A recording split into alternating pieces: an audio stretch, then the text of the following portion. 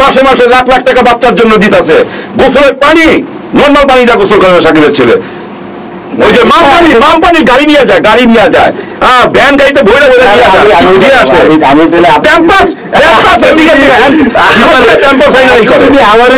সাকিব খানের কাছাকাছি যেতে চাই, আমিও কি আমি তো আপনাকে বলতে দেন। এখন আপনি বলেন। হ্যাঁ, আজকে কটা ডাইরেক্টর কি উনি কাজ দিতে পারতেছে? কেন উনি কাজ দিবে? ওনারা তো নেবে তো ডাইরেক্টর, উনি কাজ দিবে কেন? উনি কি দোকান খুলে বসে? ওনাকে শুনেন, ওনাকে ডাইরেক্টর নেবে। আমি যখন সাংবাদিকতা করি ডাইরেক্টর শুনে আমার বলতে বলেন আপনি স্পিড দিলে তো আমি কথা বলতে পারবো না। আমি ওনার পুবাইলে একটা শুটিং এ আমি গেছি, এক ডাইরেক্টর, আজকে ডাইরেক্টরটা পথে পথে ঘুরে আমার কাছে আসে, আপনি তো আসেন, তখন আমি ভোরের সময় সাংবাদিকতা করি 5-6 বছর আগে। পথে পথে ঘুরে ডাইরেক্টর? হ্যাঁ, পথে পথে ঘুরে। আমি নাম বলতে পারবো না, আমি ওনার সম্মানী ব্যক্তি। শাকিব খান যে অনেক ছবি বানাইছে, তার সেট টেট সব সাজানো, অনেক বড় একজন স্টার। বাজে 4টা, আমি তো ভাই শুটিং করতে, শুটিং এখন শুরুই করতে পারিনি। আমি একটা জিনিস দেখলাম, তখন একজন প্রযোজক ওই পরিচালক মানে কথা দিয়া মেরে ফেলতেছে, আপনি কারো নিচ্ছেন, কি করছেন, এই করছেন, আইতেছে না 4টা পর্যন্ত। আমি দেখলাম উপরে আল্লাহ আছে, ওই পরিচালকটা চোখের পানি ফেলতেছে। আমি গাড়ি আমি ইন্টারভিউ নিতে আসছি, আপনি চোখের পানি আমার লোক বললো কথা নেই। ওই লোকটা আজকে রাস্তা রাস্তায় ঘুরে 4টায় যায়, 5টায় যায়, একজন স্টার। ওইটা আগে বাদ দিলাম না, এখানে আমি এখন বলবো, আমি একটু কথা বলবো এখানে। বাংলাদেশে কোন স্টাফটা টাইমলি আসছে? এগুলো রাজ্জাক থেকে আরম্ভ করে, আলমগীর, ইলিয়াস কাঞ্চন থেকে আরম্ভ করে, সালমান শাহ, মান্না, কে টাইমলি আসছে? কেউ টাইমলি আসছে? রাজ্জাক ভাই এটা সেট ভাঙ্গাই ফেলতো, যে সেটা শুটিং করুন না, ভালো লাগে না, স্টাফ দেয় নকরা থাকবে, না থাকলে ওইটাই তো না।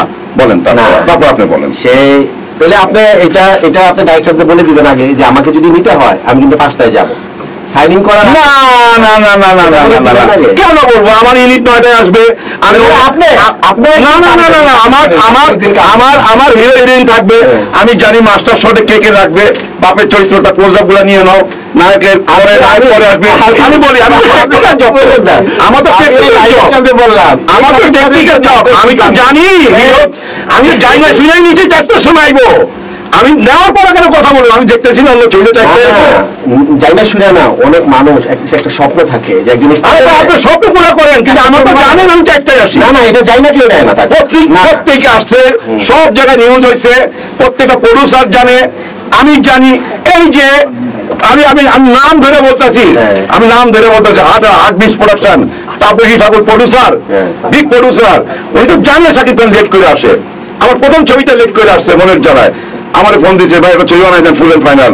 আমি হিরোকে শাকিব খান, আমি শাকিব খান শুটিং 9টা শুটিং এসে 3টা-4টার সময় আসে, আপনি আমার ফোন দিয়ে কইলেন যে ভাই আমার তো অনেক টাকা ক্ষতি হয়ে যেতেছে। আবার শাকিব খান, তো ভাই দুধ দেওয়া গরু রাত্রি খাওয়া ভালো, আপনি কি করবেন? আচ্ছা, আপনার দুধ দেওয়া গরু আপনি রাত্রি খান, তবে আমার কথা আপনি শুনতে আপনার শাকিব খানের জন্য আপনারও কান্দার বাকি আছে। আমার আমি বলি শাকিব খান আমি বলি আপনাকে, শাকিব খান আমাকে কাঁদাতে পারবে না এই জন্য, কারণ কি জানেন, আমার সাথে ইন্ডাস্ট্রি, আমার মোবাইলটা চেক করে দেখেন, এখন আমার টোটাল ইন্ডাস্ট্রি 3টা মানুষের ফোন নাম্বার পাইবেন আপনি আমার মোবাইলে। শাকিব খান, পপি, পরিমণি, এই ছাড়া কোনো নায়ক নায়িকার কিচ্ছু নাই মোবাইলে আমার নাই। টেকনিক্যাল সাইডের যারা টেকনিশিয়ান, আমার ক্যামেরাম্যান, মেকআপ ম্যান, সবাই পাবেন। শাকিব খান আমার কল রেকর্ড বের করেন, তার সাথে কবে কথা হয়েছে আমি নিজেও জানি না, কোনো কথা হয় না। আমাকে যখন প্রয়োজন হবে মাঝখানে আপনি কিন্তু শাকিব খান নিয়ে কথা বলছেন, আমি ওই যে প্রডিউসার শাকিব খান হ্যাকার বানাইবো কথা দেরি করেছে, আমার মাথা গরম হয়ে গেছে, আমি ফুটে গেছি সেলিম সাহেবের। আমাকে তো নিবে, এই যে ইকবাল সাহেবের সাথে কথা রেকর্ডিং আছে আমার কাছে। ওই যে উনি নিজে রেকর্ডিং করতে, আমি ভয়েস রেকর্ড করি নাই, উনি একটা ইউটিউব চ্যানেলে কইছে, ওইটা আমি নিয়ে আইছি রেকর্ড করে। উনি বলছে, ওনাকে প্রশ্ন করছে হ্যাকার ছবির ডাইরেক্টর কে, মানে কাছারি কেন পাকড়ানি করতেছে, অন্যদিকে চলে গেল।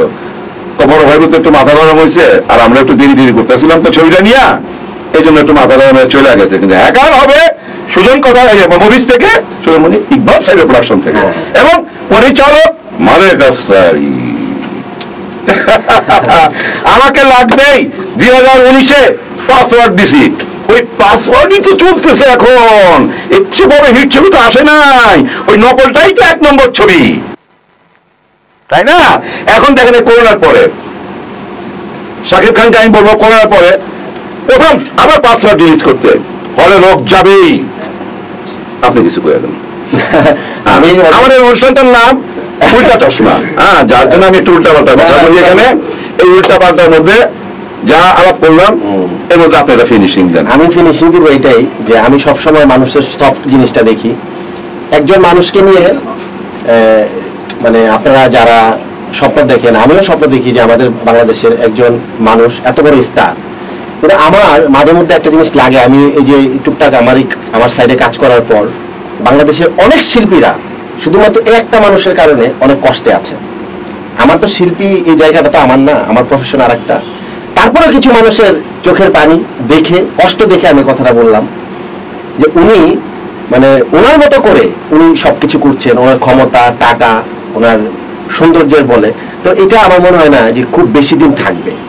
উনি, আমি একটা ইন্টারভিউতে বলেছিলাম যে নায়ক রাজরাজ্জাকে স্যারের চেয়ে বড় শিল্পী বাংলাদেশে আসবে না। আমি ফারুক স্যারের কথা বলেছিলাম, ইলিয়াস কাঞ্চন স্যারের কথা বলেছিলাম, অনেক মানুষের কথা আমি বলেছি। এই দিনটা শেষ হয়ে যাবে। কিন্তু আজকে যারা কথা বলতে কান্না করছেন, অনেক শিল্পীরা আছেন, একটা ছেলে বাংলাদেশে দাঁড়াইতে পারে নাই আকার ইঙ্কিতে, এটার জন্য সেটার জন্য, এই ফোনের জন্য। এক ছবি রিলিজ হইলে উনি ছবি রিলিজ করবে, এক ছবি রিলিজ করতে দিবে না। এই যে মানুষের কষ্টগুলা, পাশাপাশি একটা মেয়েও দাঁড়াইতে পারে নাই। অনেক ভালো শিল্পী থাকার পর, অনেক ভালো প্রতিভাবান মেয়ে শিল্পী আমাদের বাংলাদেশে আছে, কিন্তু এখন পর্যন্ত আমরা নতুন একটা মুখ আমরা দেখতে পারি নাই, শুধুমাত্র এই অত্যাচারের কারণে। আমি রাসিমিয়া থাকবো না, আমি মরে যাব। আমি যেভাবে মানুষের সাথে কথা বলতেছি, আপনারা জানেন একটা মামলা আমি করছি যে আল্লাহকে গালি দিছিল।